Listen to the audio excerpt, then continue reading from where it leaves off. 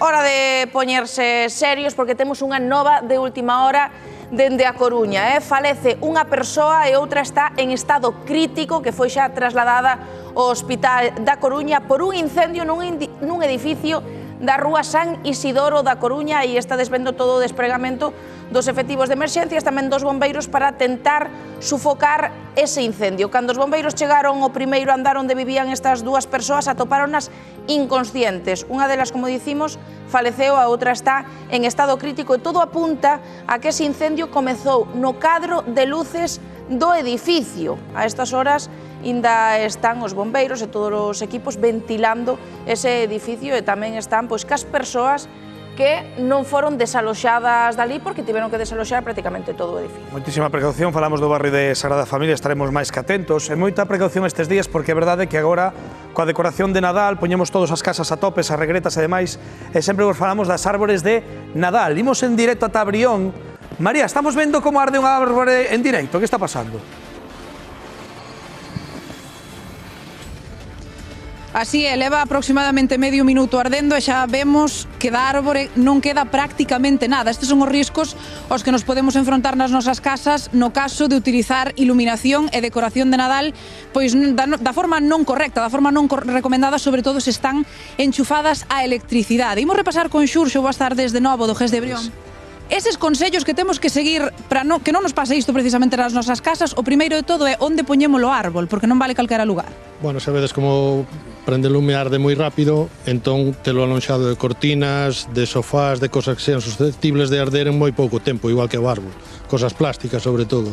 Habitualmente, témolo enchufado a corrente, pode ser directamente a un enchufe na parede, pero o máis habitual é que empreguemos regletas. Como esta que temos aquí, tamén temos que ter en conta que tipo de regletas temos que empregar. Sí, claro, que este homologada, que sea, bueno, que este homologada e usala correctamente, según o voltaxe que vayamos a usar, terémola en bobina, enrollada, ou terémola extendida para soportar o maior voltaxe. Como verificamos que sexa homologada, que este homologada? Con marcado CE, e, bueno, xa cando compramos pedíndolle todo, que trae manual de instruccións en español, con todas esas cousas. Para non sobrecargala, non sobrepasar este voltaxe, importantísimo, entendo que non enchufar moitas cousas á vez, sobre todo grandes electrodomésticos. Claro, sobre todo grandes cousas.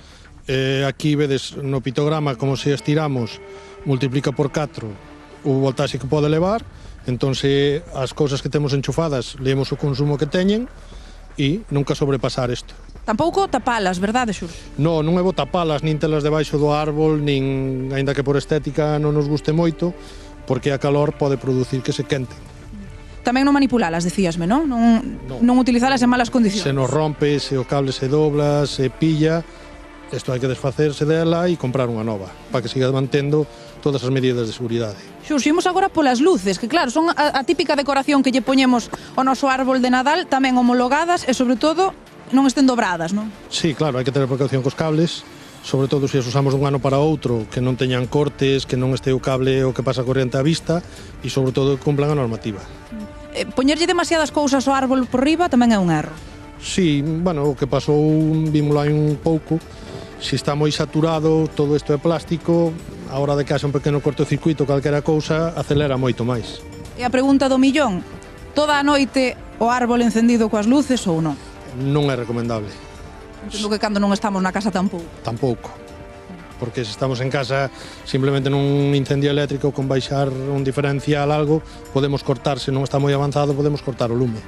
Pois neste punto, graciña Xurxo por todos estes consellos, imos pedir a Daniel, por favor, que acabe de apagar este árbol para non ter problemas. E vos xa sabedes, anotade todos estes consellos para pasalo Nadal da mellor forma posible e que de verdade sexa un bo Nadal, é moi feliz.